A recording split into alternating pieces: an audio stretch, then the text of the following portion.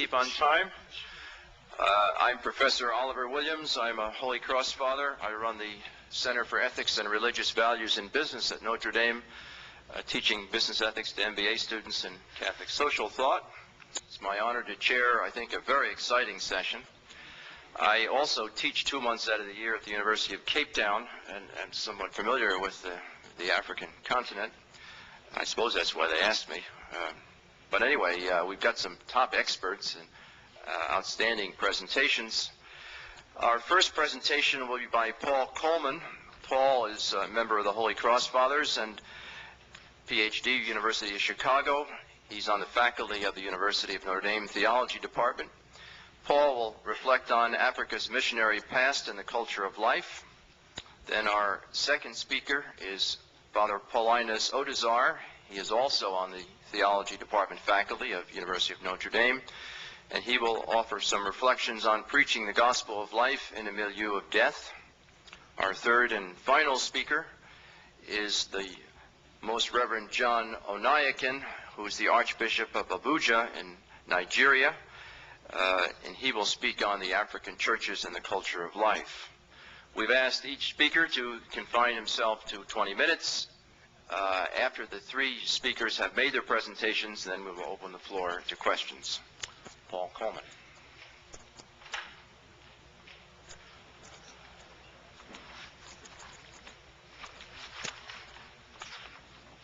If there were a continent on this planet in need of the culture of life, it might be Africa. No other continent has, proportionally speaking, as many assaults on life, represented by poverty, disease, refugees, political unrest, and violent conflict. Now, most Africans are not terribly poor, nor living in the midst of social upheaval. And respect for the young and the very old in Africa arguably exceeds common sentiment toward these vulnerable groups in the West. Yet nowhere is life expectancy so low, infant mortality so high, violence so endemic, and political stability so rare as in Africa. Quality of life for most Africans has deteriorated in the past 20 years, and there are few signs that that downward spiral will reverse itself soon. Thus, at the United Nations Millennium Summit, the Holy See pleaded, quote, that Africa be given special attention and that efforts be made which are really capable of meeting its needs, end quote. The U.S. Catholic bishops only 2 weeks ago issued a call for solidarity with Africa, urging this nation as well to respond to Africa's dire situation. My colleagues here will speak about what it means to preach and live the culture of life in Africa today. My task is more historical, to describe Africa's relationship with the West, especially the Christianity coming from the West, in order to place the culture of life within the perspective of African history. My argument is that Africa's history with the West over the past 5 centuries urges caution about the rhetoric of the culture of life, especially when such rhetoric is articulated from the West in relationship to Africa. Why the caution? Well, as I see it, something akin to the culture of life has justified and legitimated Western European interventions, often violent interventions, into African territories and the lives of its people for too long.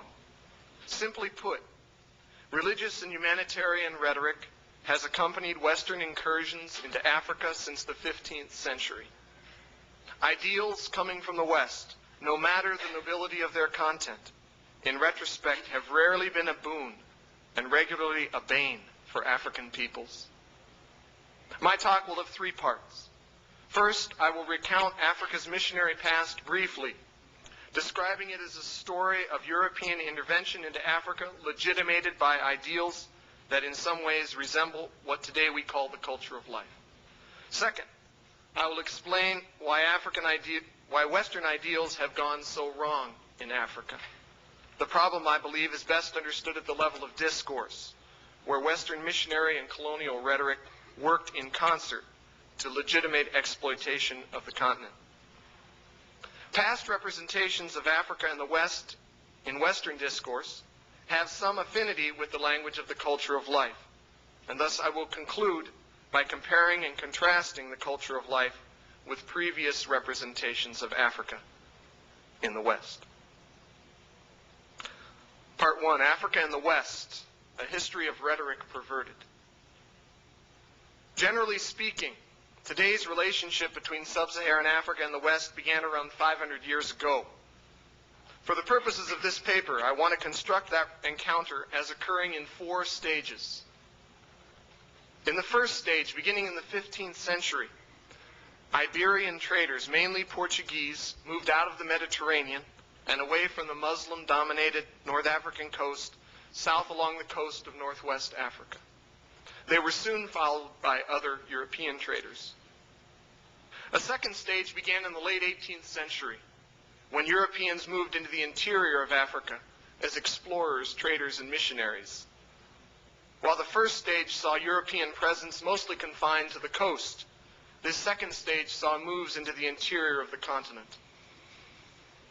This second stage culminated in formal colonialism, and the colonial period thus represents the third stage in modern Africa's experience of Europe. By the late 19th century, nearly the entire continent was subjected to one European power or another, subjection that extended well into the 20th century. A fourth stage began in the late 1950s, as African countries began to gain their independence from formal colonial overrule. Admittedly, this artificial 4-stage scheme overlooks discrepancies and gives Europeans too much of a role in determining African history. And yet constructing the history in this way allows me to observe a trend about the relationship between Africa and the West at each stage, a trend relevant to this conference. The trend is this. At each of these 4 stages, benevolent-sounding Western descriptions of Africa joined exploitation of Africa by the West. At each stage, Europeans justified their intervention in Africa with humanitarian, often Christian rhetoric. Despite such rhetoric, however, European interventions led to profound suffering for African peoples. Western language of legitimation spoke and wrote one thing, while Western actions carried out another. At each stage, Western rhetoric was a lie, a promise broken. For example, 15th century Portuguese claims to Africa rested upon the Padrado, the papal contract granting the Portuguese crown control over much of the globe. Pope Alexander VI, the bull Inter Caetera in 1493, gave sacred instruction to overthrow paganism and establish the Christian faith in barbarous nations, splitting the world between Spain and Portugal. The pretext was evangelical, and in this period the word mission was first used as a term to describe attempts to make Christians from non-Christians. Mission soon became the self-proclaimed goal, the, quote, culture of life of that day. Yet in fact, the Portuguese made few sustained missionary efforts in Africa. Much worse, their trading soon centered around the purchase of African slaves for export to the New World, anything but a life-affirming activity. Stage 1, broken promise 1. Instead of a gospel, enslavement and social upheaval for Africa. Stage 2 began, ironically, in an effort to overturn the consequences of Stage 1. Beginning in the late 18th century, abolitionists, mostly British, mobilized opposition to the slave trade in West Africa. With language similar to a culture of life, stressing individual freedom, human dignity, and Christian responsibility, abolitionist societies decried the abuses of African peoples at the hands of slave traders, urging Parliament to intervene to stop slavery. And British power did help curtail the slave trade, first in West and then in East Africa. Stopping the slave trade, however, did not end European intervention in Africa in the 19th century. Within 20 years of the closing of the Zanzibar slave market in 1873, nearly all of Africa was under European colonial control. The West entered Africa putatively to stop the slave trade and ended up colonial master of almost the entire continent. Stage 2, broken promise 2. Instead of abolition and enhanced human dignity, the era of high imperialism. The paternalism behind abolition was easily adapted to defend colonial overrule in what I have designated Stage 3. The famous missionary David Livingstone urged Europeans to establish the 3 C's in Africa: civilization, commerce, and Christianity. And these goals figure in most defenses of European political overrule. Civilizing especially constituted the culture of life in the 19th century. Africans were themselves characterized by the 3 P's: primitive, poor, and pagan. And colonialism would enrich, evangelize, and ennoble these downtrodden, darker people. Despite the humanitarian rhetoric, the impact of colonialism on Africa, though uneven, was negative. Not all of Africa's contemporary distress can be blamed on colonialism. Yet the economic and political problems of the post-colonial period rarely make sense without some colonial background. In addition, abundant evidence shows that colonial-era social and economic change, despite the presence of Western medicine, made people less healthy rather than more healthy. Stage 3, broken promise 3. Instead of civilization and order, Africa grew poorer and more fragmented. Now, in the post-colonial period, my Stage 4, when African nations have achieved their independence, the West has paraded development as Africa's best hope. Especially after the Second World War, development has been the right-thinking person's agenda for Africa and other Third World regions. And African regimes often embraced international development programs, their hope in fostering a culture of life. Despite some successes, especially in food production, international development projects usually fail. Even the vaunted production increases of the Green Revolution are dubious, since the monocropping that allowed the large growth in crop yields has made many African economies vulnerable to global price changes and local economies vulnerable to drought and disease. Stage 4, broken promise 4.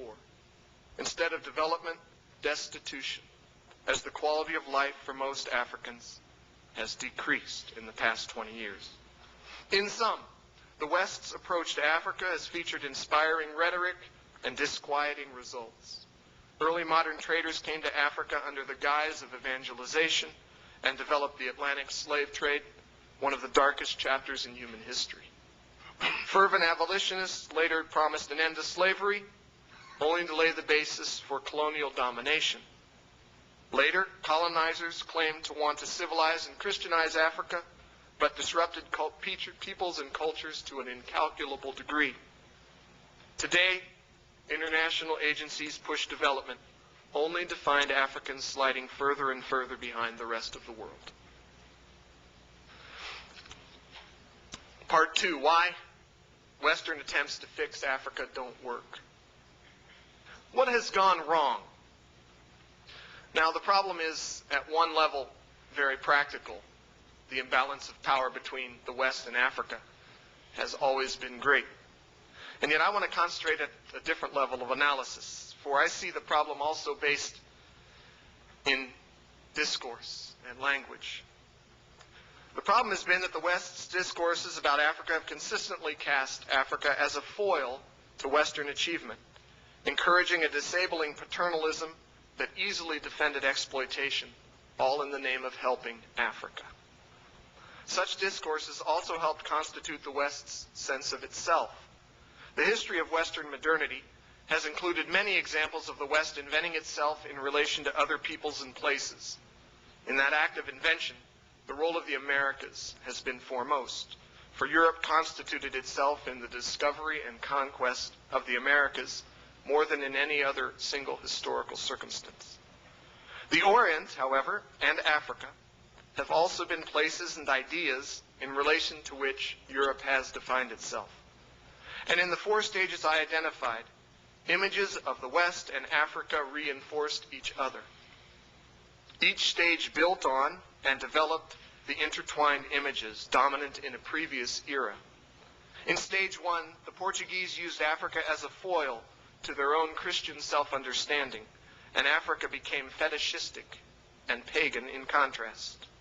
In stage 2, Christian abolitionists represented themselves in Europe as paternal bringers of comfort, freedom, and dignity to a suffering continent. In stage 3, Western colonizers enhanced their paternalistic self-image, supplementing it with self-congratulatory rhetoric about the West's cultural achievements and civilizing capacities. Africa's darkness, cannibalism, and savagery only increased in European representations.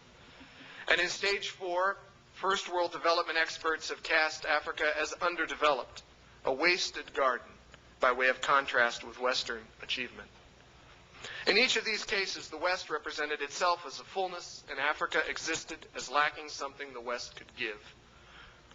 The seed for this sort of self-justifying othering can be found in the term mission itself. Mission, which emerged as a trope describing the practice of spreading the gospel in the early modern period, when Spain and Portugal established the first truly global empires. Each of these stages, then, was a further instantiation of Western missionary consciousness, so that the West defined itself as possessing a mission, and Africa or elsewhere exists in the West's imagination as needing a mission. The failure of humanitarian concern for Africa, therefore, rests not merely on the individual ineptitude or venality of the continent's purported helpers.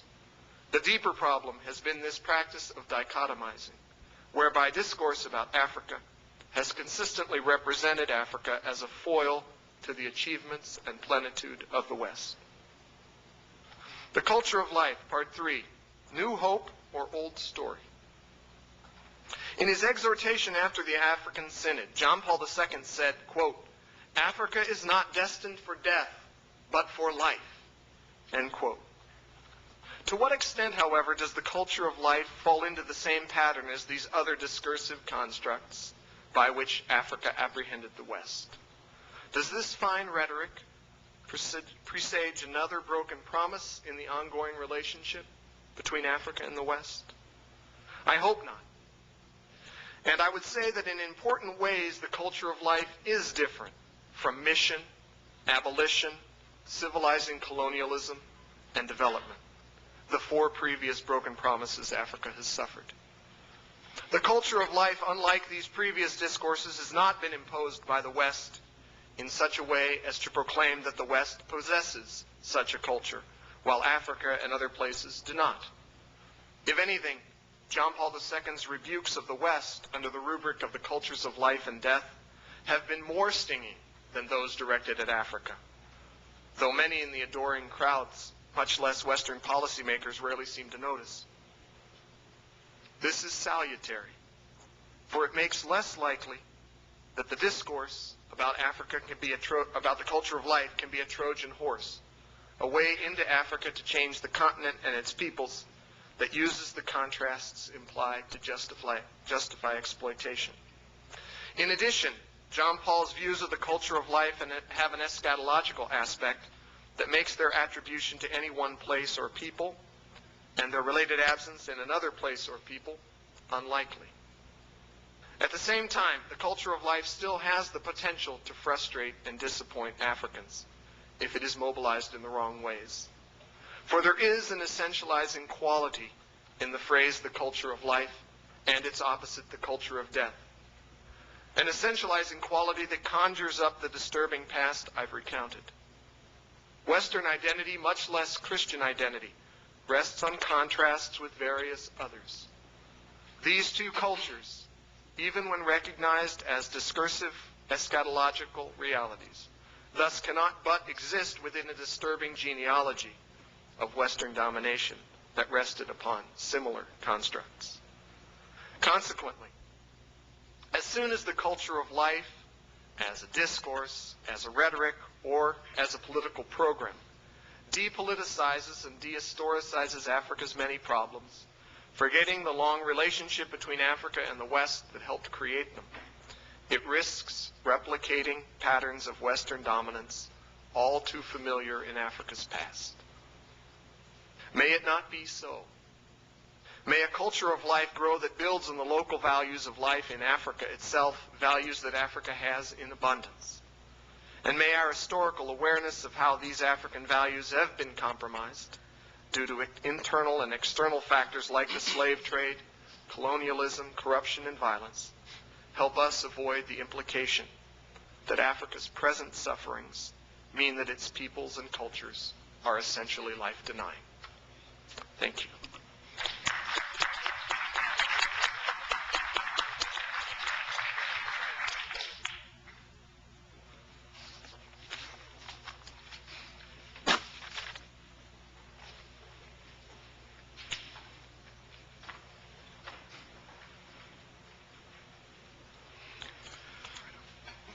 John Paul II has always been an insightful critic of modern culture.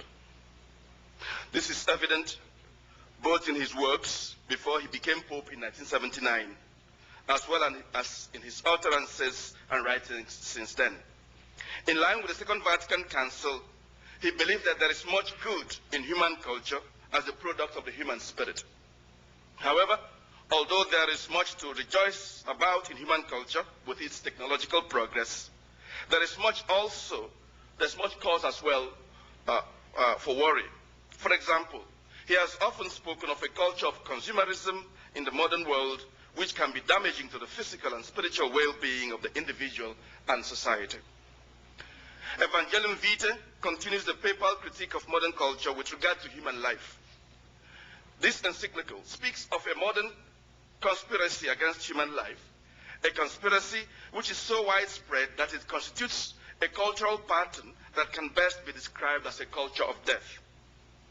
The characteristics of this culture are widespread abortion, which is supported with enormous sums of money, meant to discover newer and more efficient ways of killing the fetus in the womb without recourse to medical assistance, the perfection of techniques of artificial reproduction, which in fact separates procreation from the fully human context of the conjugal act, leading in turn to the production of the so-called pair embryos, which are destroyed or used for research under the pretext of scientific or medical progress, and infanticide, which denies basic care to babies born with serious handicaps or illnesses, a Promethean attitude, which leads people to think that they can control life and death by taking decisions about them in their own hands. This attitude is especially evident in the spread of euthanasia, disguised and surreptitious, or practiced openly and even legally employed as a means to eliminate malformed babies, the severely handicapped, the disabled, the elderly, especially when they are not self-sufficient and the terminally ill. The culture of death is also evident in what the Pope refers to as the anti-birth policies, which include contraception, sterilization, abortion, and other procedures which are employed to force down the birth rate and stem the so-called population explosion.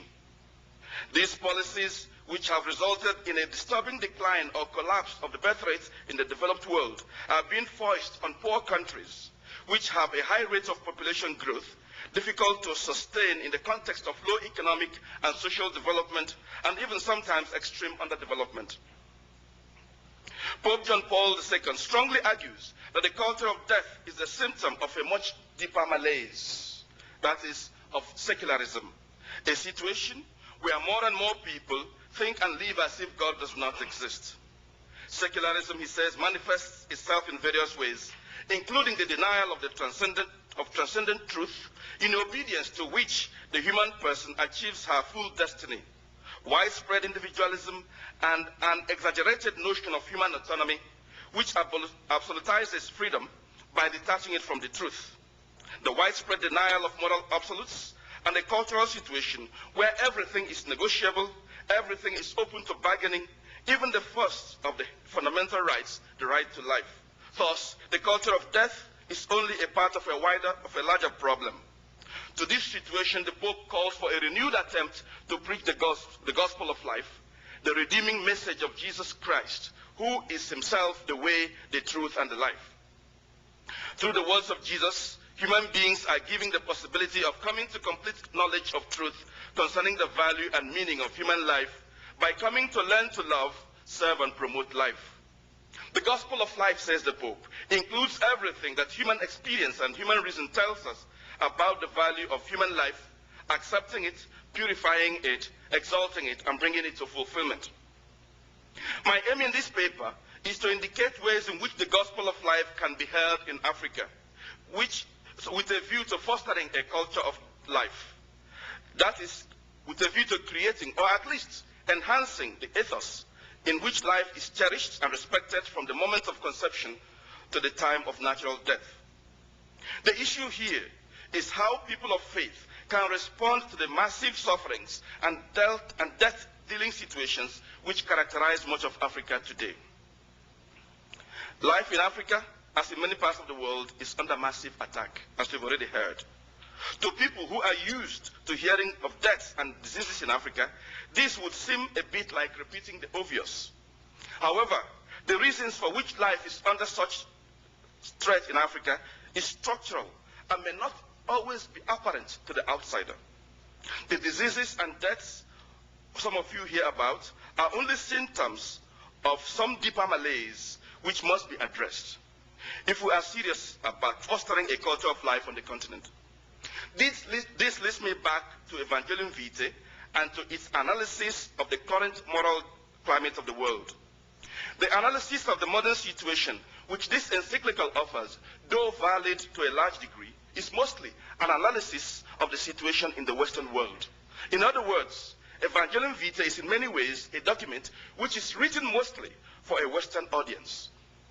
This is not to say that abortion or birth control are not moral issues in Africa as well. Indeed they are. However, I think it is safe with regard to these issues to say that there is not yet any massive conspiracy on the part of African institutions to attack life from these perspectives. Nor is there any massive upsurge in secularism in Africa. If anything, there seems to be too much God talk in Africa. In other words, Africa has a serious God problem, but of a vastly different kind. There is also no massive tilt towards the denial of moral absolutes in Africa. In Africa, we still believe that certain things are wrong and certain things are right, and absolutely so. We still believe in the interconnectedness of individuals and families. But does that mean that all our records regarding the importance of life are better than any others?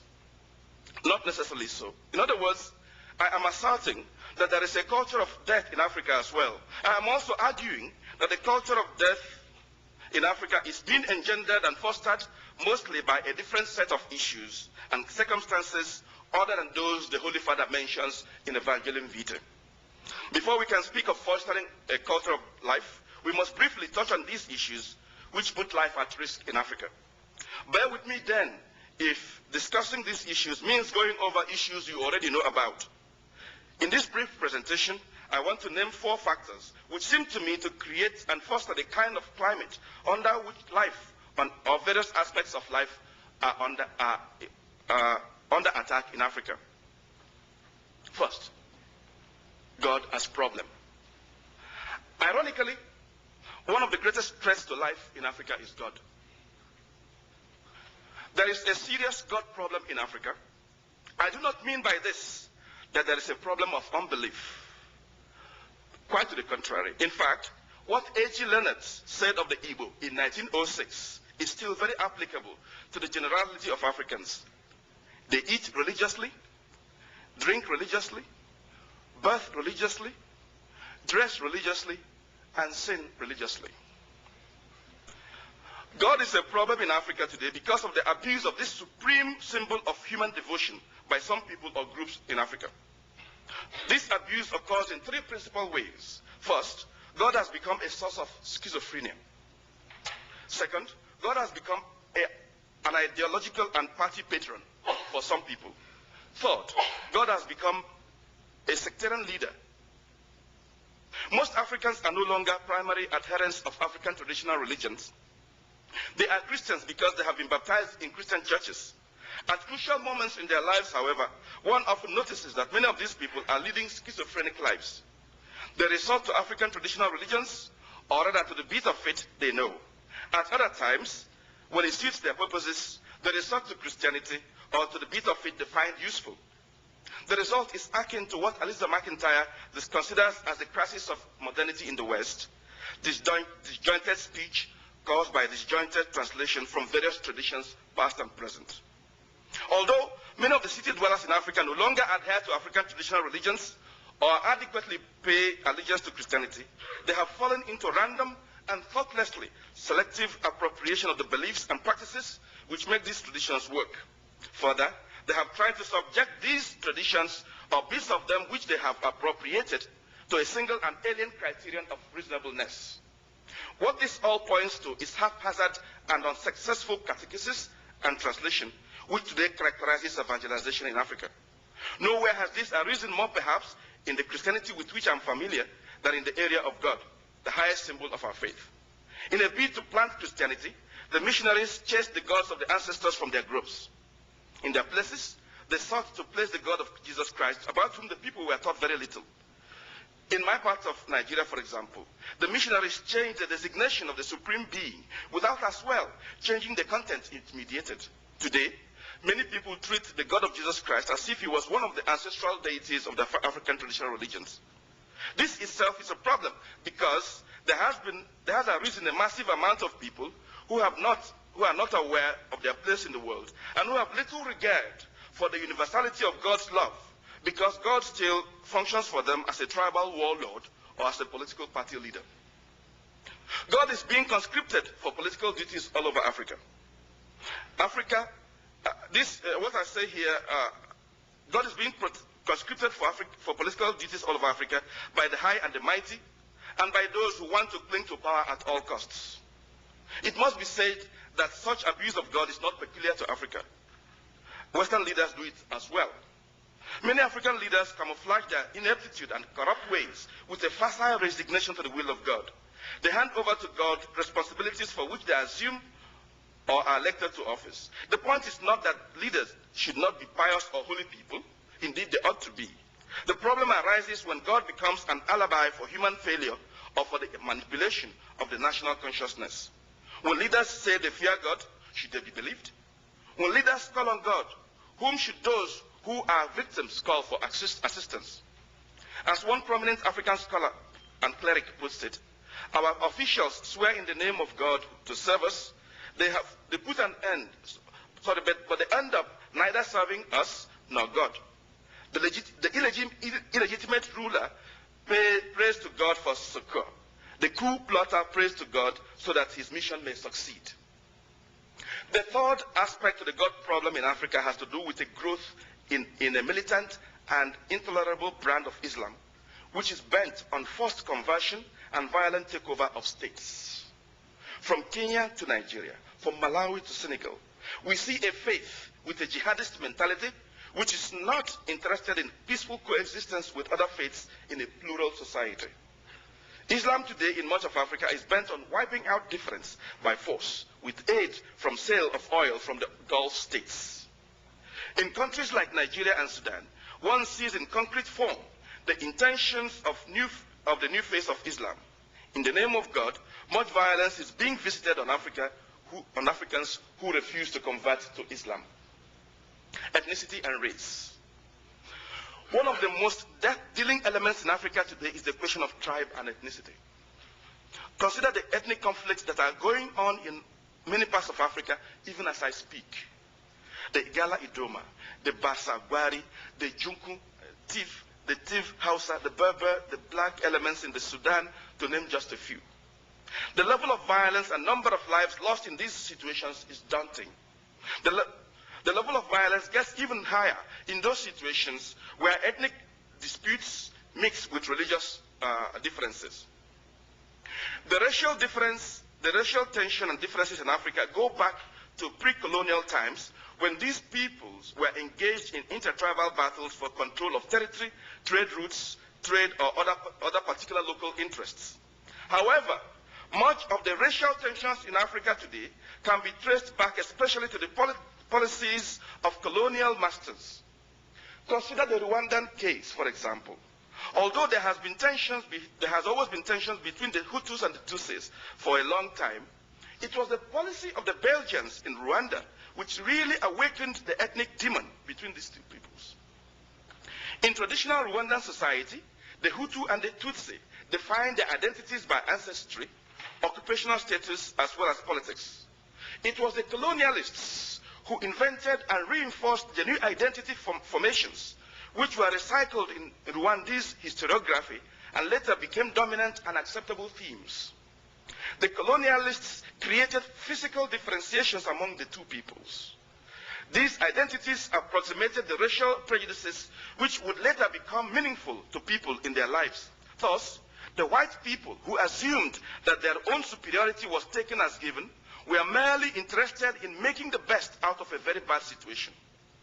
If the white race was superior, the colonial masters reasoned, where do you find something in Africa that approximated the white man so as to make him a junior partner?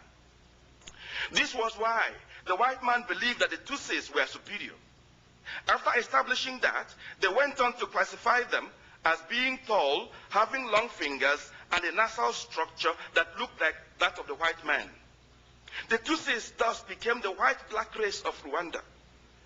Tutsi then came to be associated with wealth and power. The instruments of power for them were ownership of cattle, the military career, and administrative skills. The Hutus, on the other hand, came to be associated with farming, while the Twa came to be given the lowest rung in the society. They were the hewers of wood and drawers of water in the geopolitical power calculation. Indeed, under colonialism, the process of power allocation was further delineated thus. If you had a herd of cattle, from 10 upwards, then you were rich and you were Tutsi. If you had 10 or less, then you were Hutu. This automatically raised the question of what would happen if a Hutu with 2 cows suddenly became blessed with 10 and 15 cows. Or if a Tutsi suffered loss of fortunes and his 20 cows came to 8. The answer lies in the fact that these identity formations fluctuated, and so there was a sense in which nothing was ethnically permanent, so to say. Intermarriages also helped over time to blur the lines of identity.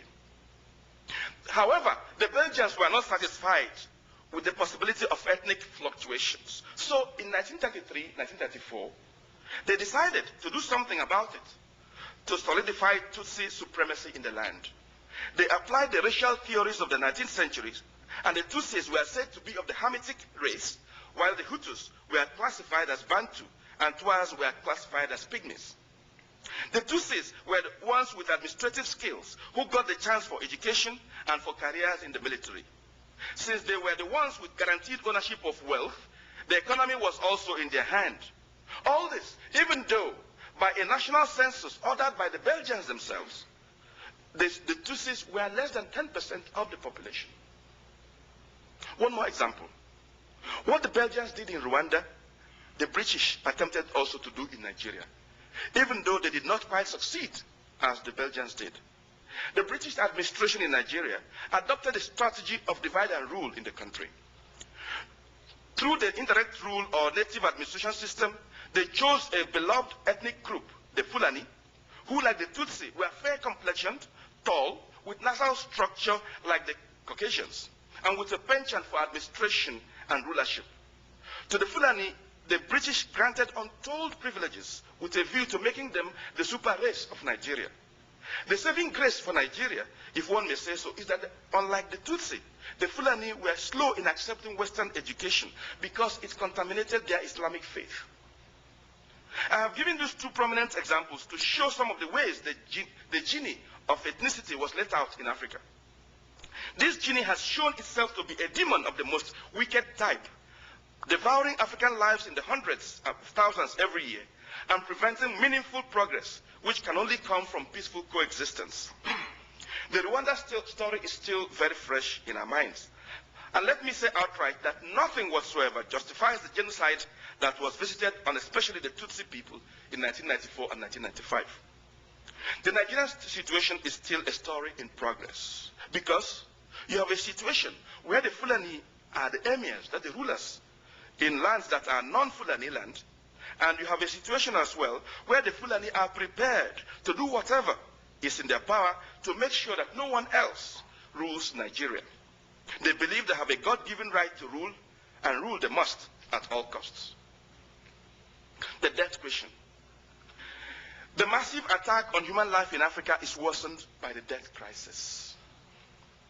Africa's external debt stock now stands at about $350 billion, with a debt service burden of some 25% of exports. This debt, of course, arose from a complex number of factors. However, the debt problem is a form of bleeding that sucks the lifeblood of indebted countries. There are a few things I want to bring across to you today about this phenomenon. Every indebted nation, whether in Africa or elsewhere, has repaid the initial sum borrowed several times over with interests. So it is a myth to think of these countries as defaulters. They are not defaulters. A study of the debt crisis reveals, among other things, the inequities in terms of trade between the rich nations and the rest of the world, the problem of having loans denominated in the currency of the creditors, and the vulnerability of the debtor nations when there is no intervening supervisory authority and no means of declaring insolubility. Consider this situation. A certain country in Africa, which borrowed less than $6 billion 20 years ago, is now saddled with over $32 billion in debt, in spite of the fact that this country has continued to pay yearly interests on the loan. It has come to a point for this country where the debt overhang is so much that it has to use up more than 30% of its gross budget every year to service its debt without making any serious dent on the principal loan. What this means is that this African country and others like it, there are many others like it, have little to invest in the welfare of their peoples after servicing their debts. The ultimate result is crushing poverty, which is made worse by the notorious structural adjustment programs which the international lending institutions have bandied about as the panacea for everything that ails Africa and the other third world countries. The debt burden is so unjust and its effects so evil that the failure of so many otherwise decent people all around the world to pay attention to its devastating effects on Africa and the third world countries is tantamount to a conspiracy and an acquiescence to sin.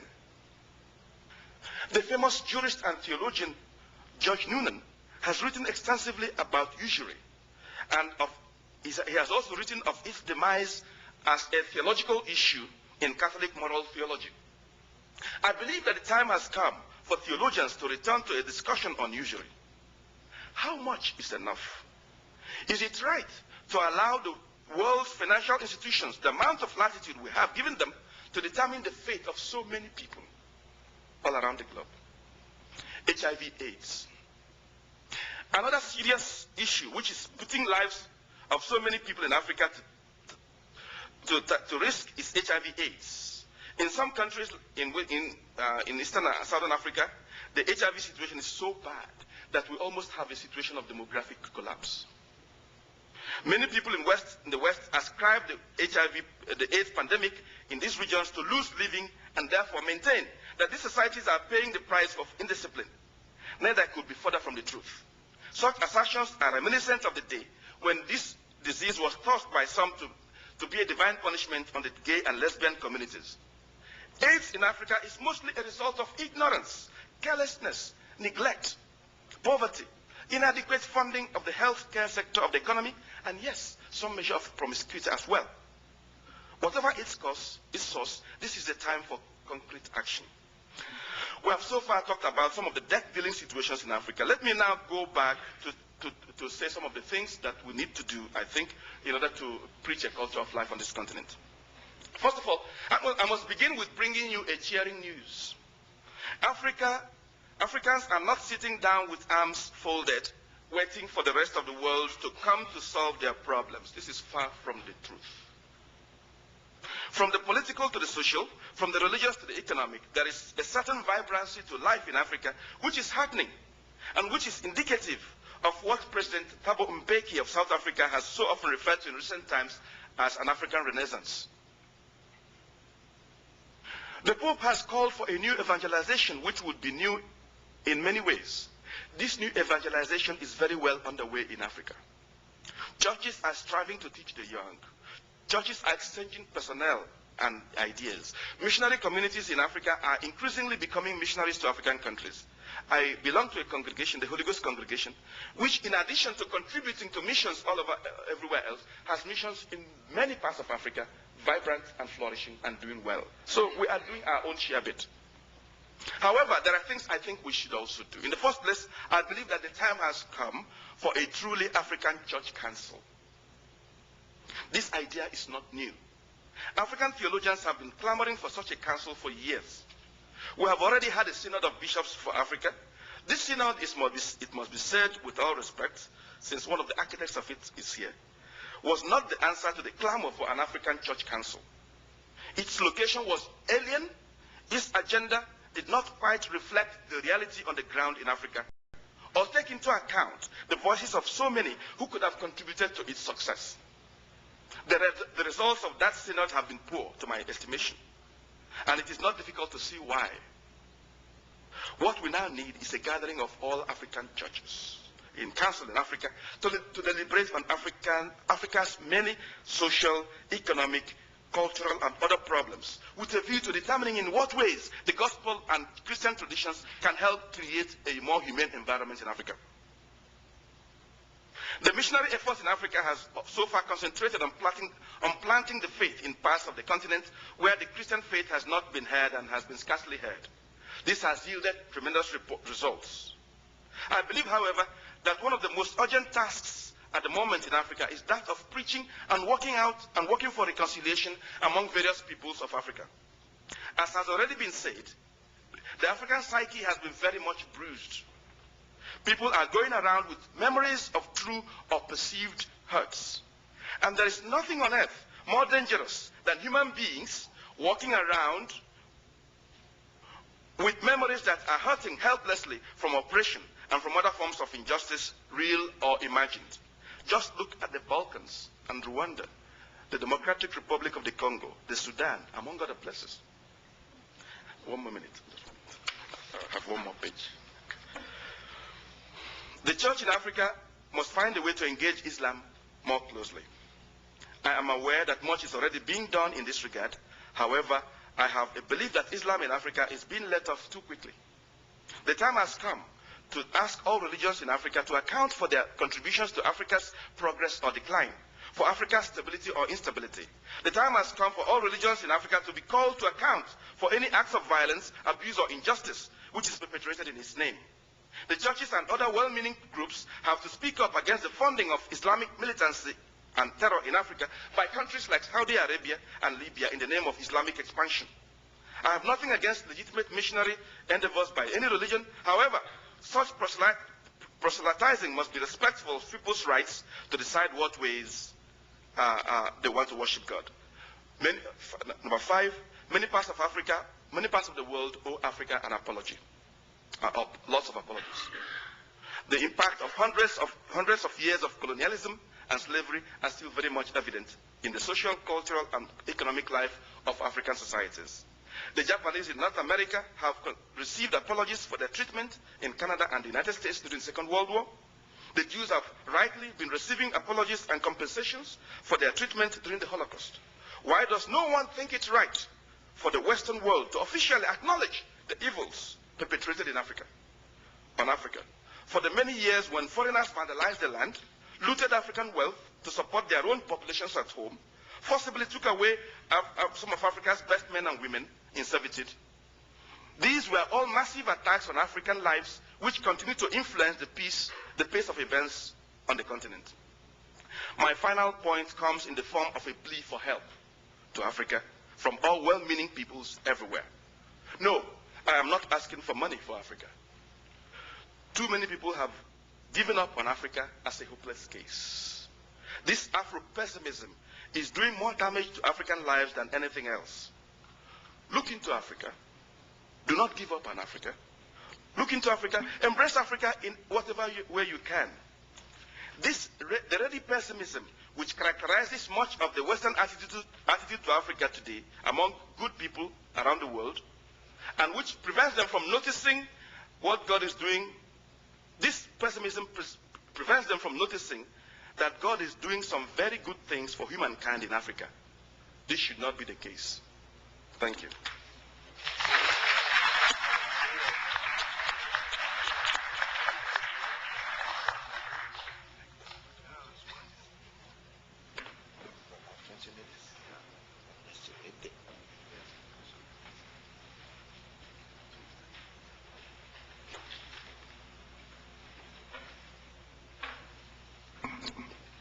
Good morning, brothers and sisters. May God bless you all. Fathers Coleman and others all live in the United States, and they are both academicians. They are used to academic lectures. I'm just an ordinary archbishop who does nothing but just talk to people and try to preach the gospel. Father Coleman has given a good historical analysis, explaining how we have reached where we are. And to some extent, Father Odozo has made an effort to let us know what we should be doing. I'll try and just tell you what we are trying to do as the church in Africa within the context of the culture of life. I'm afraid I'll have to start from the African Synod, about which Father Odozo doesn't seem to have too much regard. That's a different story altogether. But as he rightly said, I was one of the architects, also the constructors of the African Synod. So for obvious reasons, I like it. In 1994, the Pope called a special assembly of the Synod of Bishops for Africa. The assembly, which met in Rome, opened with one of the most colorful liturgical celebrations ever witnessed in St. Peter's Basilica. It was rich in elements of African joyful religious music and dancing, in which the Pope himself participated with visible joy and glee. At this opening liturgy, he delivered a powerful homily outlining where the church in Africa was coming from, where we are, and where we should be going. In particular, he drew attention to the great values of the African culture, especially our love for life. The sons and daughters of Africa love life, he rightly declared. But he goes further to remark, and I quote, "But if on the one hand we observe with pleasure that openness to life is one of the most beautiful and typical features of the African continent, on the other we see with great sorrow and anguish that this continent is torn by long-standing tensions and bloody conflicts. We cannot but feel deeply upset and disturbed by this dramatic contrast between love and hatred, between the joy of life and terror, between solidarity and fratricide, between life and death." He then went on to refer to the tragedy of Rwanda, which was unfolding itself exactly at the time the Pope was speaking. We are now April 11, 12, 1994. That was the beginning of the genocide. In the midst of all these tragedies, the Pope challenged the church in the troubled regions and in all of Africa to make her valuable, irreplaceable contribution to promoting an urgent and radical work of reconciliation in order to make the African continent a land where peace and love of life prevail. How does one explain that a people known to love life end up killing one another? This was a question that challenged and indeed haunted the Assembly of Bishops for its 1 month of deliberation. And this context of realism was taken up by the Synod itself. The opening address of the Rapporteur General of the Synod, Cardinal Tiandum, put it exactly referred to the same thing. In the midst of all the bad news coming from Africa, how can the gospel be good news for our people? That was the question. Furthermore, he says, what must the church in Africa do so that its message will be credible and relevant to the life and problems of our people. Those questions we faced with all our effort during the Synod. As we were gathering for the Synod in Rome, the Rwandan tragedy, like I said, was almost simultaneously exploding. This was a great challenge for the Church of Africa gathered in Rome. Don't forget that Rwanda happens to be a country with one of the highest proportion of Catholics on the continent. And some people already started querying whether the Christian evangelization in Africa was not a failure. The bishops gathered in Rome took seriously this context for its reflections. These circumstances made sure, therefore, that our synod didn't just become a talk shop. I remember in my room one evening during the synod, a BBC journalist phoned me and asked me whether it was a direct transmission. Asked me whether the bishops would not do better to return home and start working hard to put their houses in order instead of sitting in Rome for 1 month talking. I replied that probably one of the reasons why we have so many problems in Africa is that we don't spend enough time to sit down and talk in a serene, calm, and serious environment. I believe that these references to the Special Assembly of the Synod of Bishops for Africa is a good point of departure for my contribution to this symposium. And I'm very grateful to the organizers for bringing me in here. They paid my fare and made it possible to be with you. In my contribution, I intend to proceed along 3 steps, and I hope the moderator will let me know when I have only 3 minutes more, so I can just go to the conclusion. I shall first give a brief description of our continent struggling for survival. I don't have to spend long on that because I think much has been said. Second, try to outline what I see as the role that the church is playing in the present circumstances in our continent. And finally, I shall offer a few remarks of how this relates to the challenges of globalization in our world of today, in the context of the realities of the continent of Africa. The many faces of death in Africa, we have already heard some of it. Very often, the impression, I imagine the image people have here is of Africa, this famous old, the notorious black continent, where you only have wars and diseases, poisonous snakes and ferocious animals. And I don't blame you, because since I came to the United States almost a week ago, I've never heard anything said about the good things happening in my continent. Maybe when we start cleaning ourselves once again in Nigeria, we'll deserve a place on your screens. It seems to be a predilection for bad news on the part of the media, at least as far as our countries are concerned. The good news is that things are not that bad, really.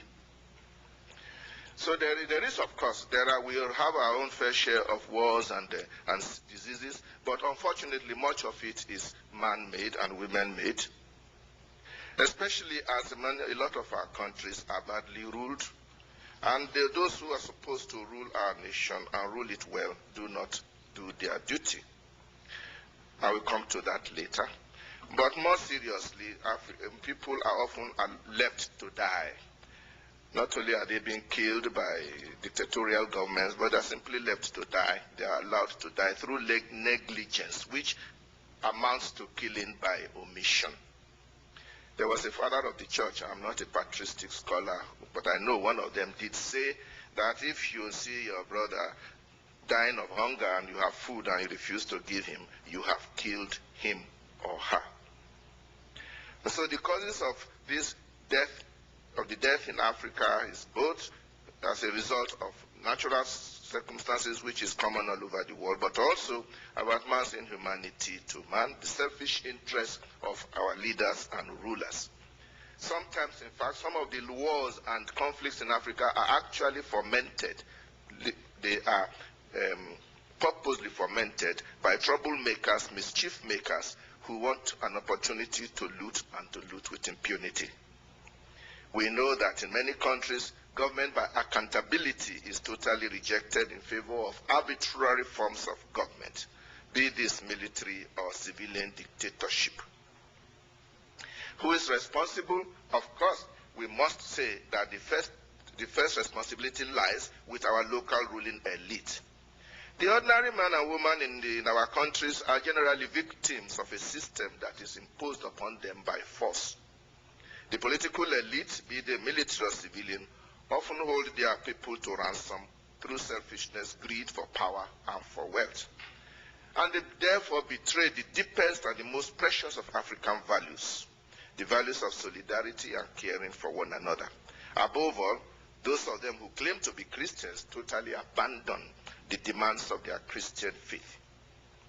And one of the main points of reflection for the church in Africa today is precisely the fact that many of our own children have not fared better than others in the management of public affairs. We do have quite a few, we've had quite a few heads of states who claim to be Catholic, some of them good ones.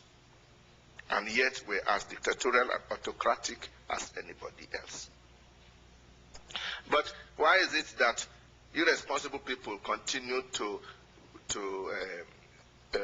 supervise and rule in Africa? I believe this is where the international dimension comes in.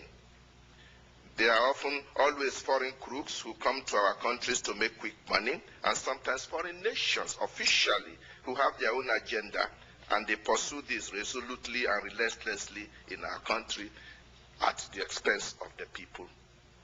Political and economic interests coincide, and it is not difficult to corrupt and co-opt a selfish local leadership to supervise the systematic exploitation of a nation's resources in favor of foreign interests. All that is required is to pay them well enough, give them some houses out here in New York or wherever, and they do whatever they are told to do. It is in a way, unfortunately, the evil is in the system itself. It is so insidious that many who are beneficiaries of the unjust system are not aware. We need to ask seriously this question: who gains from the misery of the victims? Or put the question the other way around: who is paying for the prosperity of the affluent? We have had cases where African rulers have seriously tried to work in the interest of their peoples, and these people have been found uncomfortable by powerful foreign nations who then organize and find a way of eliminate such good leaders. A good example was President Julius Nyerere, who was not eliminated, of course, but he had good ideas and got no support for it. On the other hand, we have had the clear cases of corrupt leaders maintained in power for years by foreign nations for no other reason than the ruler is playing a good role for his paymasters. For how many years did Mobutu not rule over Zaire with the full support of the so-called international community? Indeed, for the free world, as it was called in those days. He was a darling of the Western powers, whose interests he served very well, fabulously enriching himself while feeding his people on rhetoric and slogans. At the present moment, it is not clear to what extent an African ruler can really independently work for the good of his people. Beyond political jargons about national sovereignty, the reality on the ground, unfortunately, is serious and is to be so addressed. In colonial days, it was clear that we were not free. Today, we are said to be free, but in reality, so dependent that freedom means almost nothing. Is this inevitable, or is it possible for things to be otherwise? The church is one of the few institutions in Africa that continues stubbornly to believe that we can do better. And that brings me then to the role of the church in Africa, as I see it today. First of all, what church am I talking about? I'm mainly for the Catholic Church, but we know that the church is more than the Catholic Church in Africa. There are Protestants whom we should work with. The statistics put Catholics in Africa to about 15 to 20%. But that's just the general. There are places where we are only about 1% or less, while there are other places where Catholics exceed the 50% mark. But whatever we are, there's also one point about Catholic presence in Africa. Minority though the church may be, it is generally very influential because through its educational programs, it has managed to produce a lot of the elite in the society.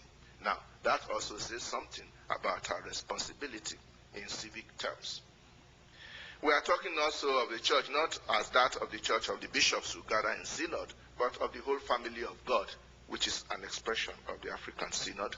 Family of God, which is the expression we now use to represent the church as in all its ramifications. The old people of God of Vatican II, or the Christi Fideles of Christi Fideles Laici, the Christ faithful of Christi Fideles Laici. We also know that the church is not alone in Africa, and so we seek to work in solidarity with others, not only with other Christians, but also, despite all the problems, with Muslims, because at the end of the day, we have common concerns.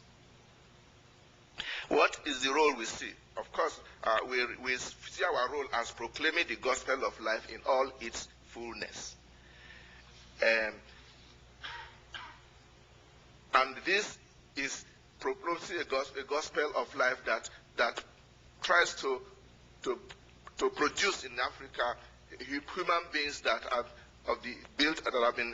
have been created in the image of the Lord of God, and that have Jesus Christ as our model. Now, this is what is behind every effort we make at human promotion. The church is very active in education and health, at least as far as it is given the opportunity to do so. In more recent times, the church has also been very much involved in civic education of the people. And I take my country, Nigeria, as an example. For many years, we kept criticizing our government, telling them that they are doing the wrong thing. And eventually we found that it's almost like pouring water over a dog's back. And so in the past 2 years, we have changed tactics. Rather than addressing the rulers who don't really care what the church is saying, and in Nigeria, they don't disturb us either. They allow us to talk. They say, oh, that's bishop, they will talk. Now, they don't even persecute us, which is a pity. Because after all, the scripture says it is when we are dragged before judges and tribunals that we will have an opportunity to witness. Well, they never gave us that opportunity. So we now turn to the people, and we organize a system of civic education of our people at diocesan, parish, and basic community level. Simply tell the people, you are children of God, you are free citizens of Nigeria, nobody has a right to treat you with anything less than that dignity. It's a slow but very important process, and I think the rulers are beginning to get jittery at where we are going. Of course, they accuse us of in meddling in politics, but we let them know that when it comes to right and wrong, the church cannot be neutral. Obviously, we preach the gospel of life as you people understand it here, against abortion, against euthanasia, especially with regard to abortion. Our countries, unfortunately, in our country, abortion is still a crime in law. The law does not allow any abortion, and people can go to jail for committing abortion. Well, but there are strong pressures on our rulers to change that, and unfortunately, the movements and lobbies putting pressures on our governments to legalize abortion come largely from the so-called Christian West, especially this God's own country here of the United States of America. Some of the programs of some of the United Nations agencies also push vigorously in this direction. But generally, the people have maintained their position that abortion is wrong. Mind you, that does not mean that they don't commit abortion. It's happening, but at least it is not considered as something good. And I think there is a qualitative difference there. As for euthanasia, you can understand it is not so much of a problem in a nation where the life expectancy is under 60 and descending very, very, very fast with HIV/AIDS, which Father has already mentioned. We also take positive action in our proclamation of life more abundant, and I think here I should refer to the role that the church is playing in trying to be part and parcel of efforts to build our nation and to build civil society. In fact, in some countries, Catholic bishops have been particularly recognized as those whom they will need to moderate the affairs of their nation in times of major crisis. I'm sure some of you were aware of the roles which Catholic bishops and archbishops played in the early 80s when we were talking a lot about national conferences in Africa. Archbishop Laurent Monsengo in the Zaire, De Souza in Benin Republic, Ojuro in Togo, Kombo in Congo-Brazzaville, Ngone, my friend Basil in Gabon, They all did their best to try and fix their country together. I mean, this is where politicians together unanimously agree that in order to have somebody who is neutral to moderate this discussion, they always look for a Catholic archbishop. But mind you, this happened only in the French-speaking Africa, where you have that kind of political, cultural climate. It's quite another thing whether all these national conferences arrived at really were successful. In my own opinion, only the one in Benin was successful. In the others, the local dictator always found ways to frustrate the intentions and the wishes of the people. And the church also insists on getting people to be involved in political life. In our country, we have kept encouraging our people that, look, you cannot leave politics only to the crooks. If you do, then you'll be ready to accept whatever you get. It's very interesting how it works out. I've had to tell my politicians that, look, it is true that the political climate in Nigeria is very dirty. Somebody has to walk in there. You better go in, get your clothes dirty. Sometimes your moral attire gets dirtied. I say, but that's with the churches there. You can bring them in for laundry later. But you do have to go in there first. If you stay out and you are waiting for the water to be clean before you can get in there, it will be difficult. And don't think you have to note that when you are talking of political arena in Nigeria, we are not talking of like the political arena in the United States. It's a totally new ball game. The meaning of political parties, elections, things like that. We're just trying.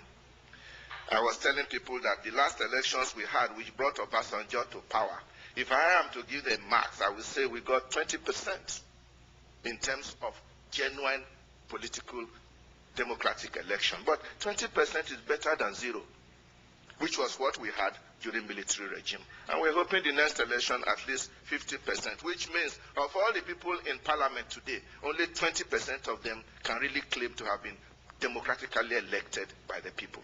The rest worked their way in through all kinds of manipulations, or they were sponsored in there by big money bags. And who are those who are rich in my country today? Those who made money under military dictatorship. And they've put in there their men to make sure that, as far as possible, not much will change. Now, that is their plan. But we say the Lord has other plans for his people, and will continue to work for things to change.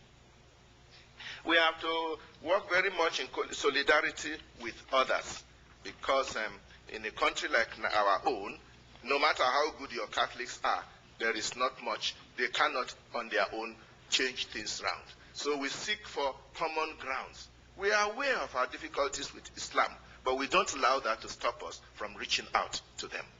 Also because we are also aware that there are hundreds, thousands, millions of Muslims who feel exactly the same way we feel about what is happening in the country, which is probably a good point, that there is so much we have in common, that the activities of fanatics on both sides, which generally cause the conflicts about which you hear often, are still, on the long run, isolated incidents.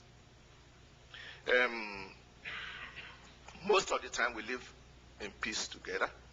We work in the same offices. We are in the same business. They are members of the same boards, in the same corporations. We even intermarry. Sometimes in the same family. I have an uncle who is a Muslim, so I have a whole series of cousins who are Muslims. And they were all very happy when I became bishop, and they were all ecstatic when they heard I became archbishop, because their own child has become somebody. It's the kind of country we live in. And I think it's maybe Nigeria is special in that regard, because most countries, Christians and Muslims tend to be very much apart. In Nigeria, we are getting, in fact, day by day, working more and more together. Not always successful, but not always failure. I'll let you know that right now we have a Nigerian Interreligious Council at the top level, which started at the initiative of the Christian body. very much welcomed by the Muslims and greatly supported by government. We meet regularly. Even though it's not much more than a talk shop, it has made a lot of difference to the way we look at each other. The heads of the Muslim community now know Archbishop Onayekon not just by name, but that we sit together at meetings talking about the things that concern the nation. And I believe in other countries such efforts are going on. I know, for example, in Kenya, there is a joint action between Christians and Muslims in the area of trying to insist on the return of proper democracy in the country. And I think these are things which the rest of the world can rejoice in when we are thinking, especially in the present day climate of what do you do with Islam in the world in the world we are in today, and especially in the world that is coming before us. Finally, about a few words about globalization. And Africa is part of this world, which is getting more and more becoming one global village. Unfortunately, it's not possible now to throw that continent away. We're still part of this globe. And so whatever is happening, we are part of it. And I believe firmly it is in the interest of the rest of the world not to leave us behind. It's long-term self-interest to make sure that the poor sections of the world are not left behind. Because when they are left behind, there's no peace. I think it was one of your great citizens, who also is a brother of mine, at least in color, Martin Luther King Jr., who said, there ain't going to be there's no peace anywhere unless there's justice everywhere, because justice is indivisible. You can't just have things fine and nice here. In the rest of the world, there is misery and chaos. Especially since the whole world is coming on together. We are all getting more and more together. Maybe 2 centuries ago it was possible. We could forget Africa in that continent. Now it's no longer possible. And I think the horrible events of September 11 should actually be pushing the world in the direction of how can we have better solidarity. I think it was our Holy Father, the Pope, who said that globalization without solidarity only leads to marginalization, which is a great threat to world peace. Now, why am I mentioning globalization? Because I think this also put a special responsibility on the Church of God, which in my own opinion is today still the most powerful sign and instrument of a world community.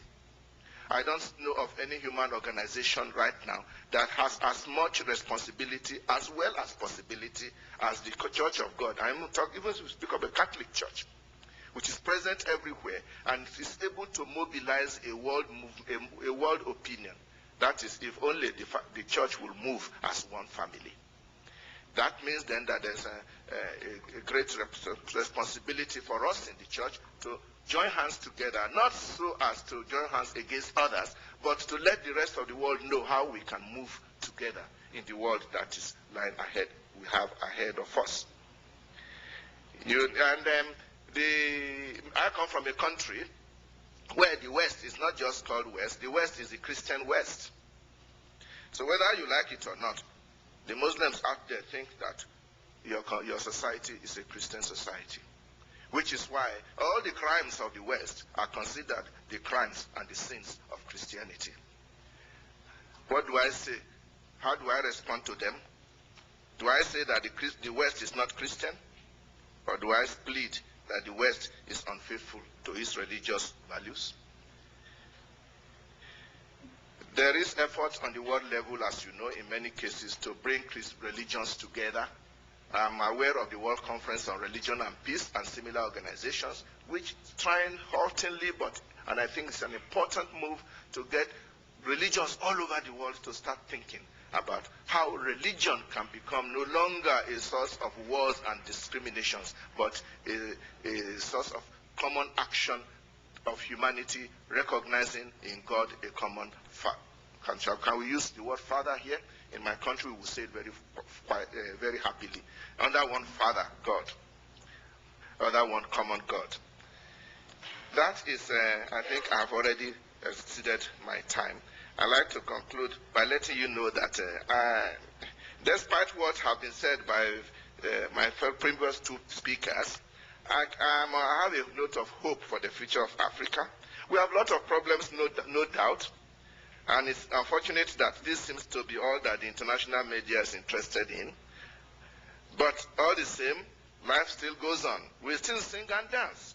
We celebrate our poverty and our wealth, our problems and our achievements. There is genuine faith in God, and this gives true meaning to the lives of most people. Not everybody manipulates God. The majority of Nigerians still hold God for what he is. Our streets are full of young people, and our families are blessed with many children. In them, we see the pledge of our hopes for a greater future. We believe that we can redress the chronic imbalances in our society if we are given a fair place in the emerging new world order. Even now, I continue to be proud of my nation. That is why I'm always anxious to get back home from my trips abroad. Back home to the excitement, the toils, and the joys of leading our people to life in all its fullness. Life offered to us by grace in Christ Jesus our Lord. Amen. Thanks for it.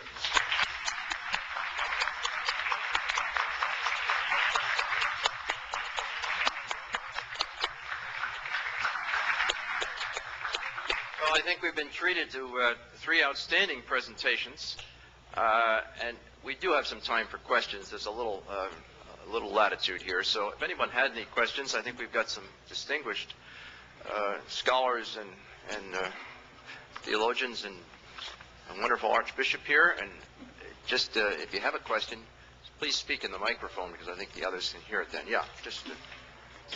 Thank you for your talks. I remember in Father Richard Newhouse's book on the Synod for America, his comment that he spoke to a bishop from a South American country who said, you know, we think down here that all of our problems are due to massive American intervention.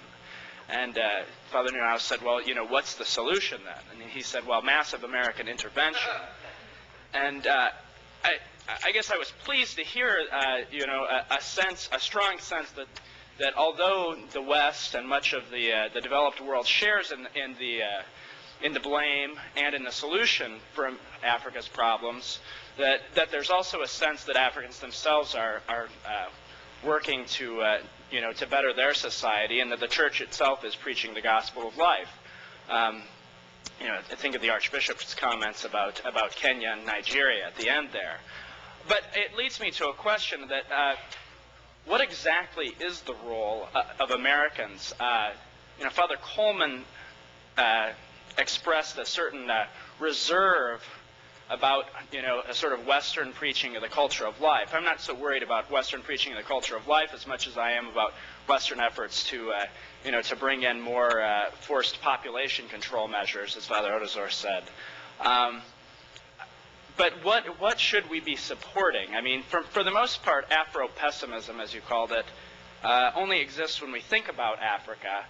And that's not very often, because that's not what is on TV for us, and that's not what is in the newspapers. But when we do think about it, we are overwhelmed by Afro-pessimism, and it's hard to know what to support.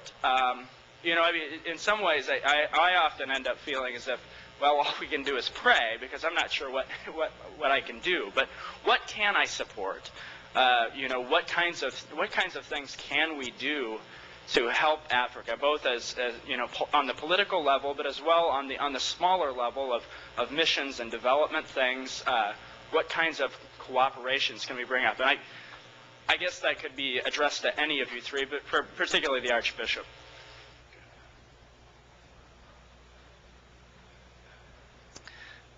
Thank you. First of all, one of the things you can do, you have already done by calling a man like me here and spending your precious $2,000 whatever dollars. So bring me here. So just tell my story. You already mentioned that most people don't even know anything about Africa. I think a genuine interest in knowing what exactly is happening is already a good point of departure. If you are quite familiar, if you begin to know exactly what is happening, and not just see Africa in stereotypes about the continent full of problems, but also a continent where people are making genuine efforts, and a continent where there is poverty, not because people are lazy or stupid, but because they are living under an international climate that impoverishes them. The more you understand the real issues, then I think then up to you to sit down and examine your resources and see what can you do about it. You also ask, strictly speaking, I might not be able to even say what you should do, but I can only suggest and guess. Obviously, when you hear that there is war in a place and there are refugees and children and women and dying, and they mention it in the church, you should give a little bit more money for that. That is a straightforward assistance. But obviously, we should go beyond charity to go right down to the root of the problem, which is injustice. What are the policies of your government that is impoverishing not just Africa, but the rest of the world? How much of your affluence is being paid by my brothers, sisters, and grandfathers? Are you ready to give up some of it so that we can at least survive? I don't say thrive, at least survive. Those are issues which we can raise. And I imagine different people have different levels of responsibility in this matter. I congratulate the American bishops. They've started to take interesting steps nowadays. They took the trouble to write a whole document on what the church in America should do in relation to Africa. So, and I think you referred to it in your talk. I think we should move to our next questioner. Just briefly, to carry it from the political to the philosophical, what contributions do African cultures bring to the philosophical foundations, which on the culture of life, which currently and in this conference seem to be biased toward the Western philosophies? That's a question for academicians.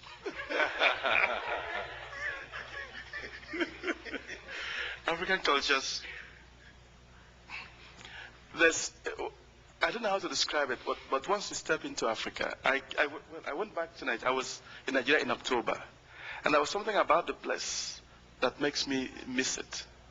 There's a certain love of life, a certain genuine regard for people, a certain hospitality. There's also values that you cannot really describe to the outsider that really makes Africa what it is. And that's why I want to add to what His Grace said. If you want to do something about Africa, find a way to visit Africa, some part of it. You will be seduced by this continent. Beyond the debts, beyond the things you see on the TV, find a friend who will take you into this continent. And people I know who have done this find a way of returning every other year, because they now fall in love with this place usually. So there are values you pick up, and there are things on the ground that I think it is our duty as whatever it is we are to try to bring up and share with the rest of the world. The sense of persons, the respect for people, the regard for the other, the genuine attempt to help people, to make sure that my brother or sister doesn't lag behind while I'm doing that well, or things like that. We'll go here. Well, thank you very much for everything you brothers shared, and there's so many things I'd love to ask you, but this is just a simple question. How widespread and what do you think is the character of political corruption in African countries, and how much does that structural evil cause pain in the lives of the common people?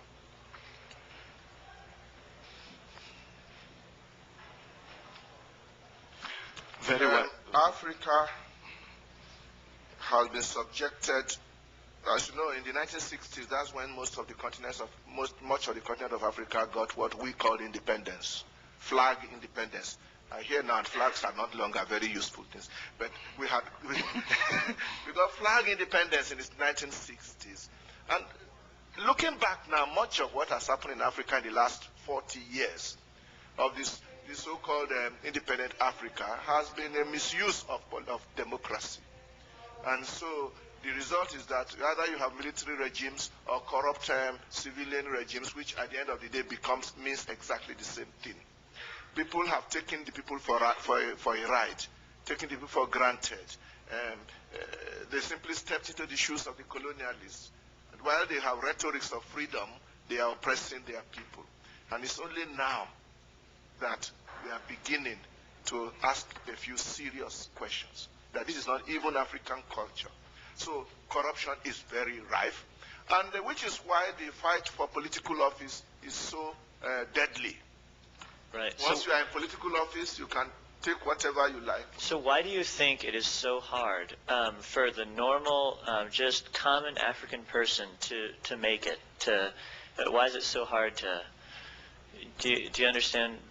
I guess I'm just asking to describe the character of the evil that is holding the normal African down.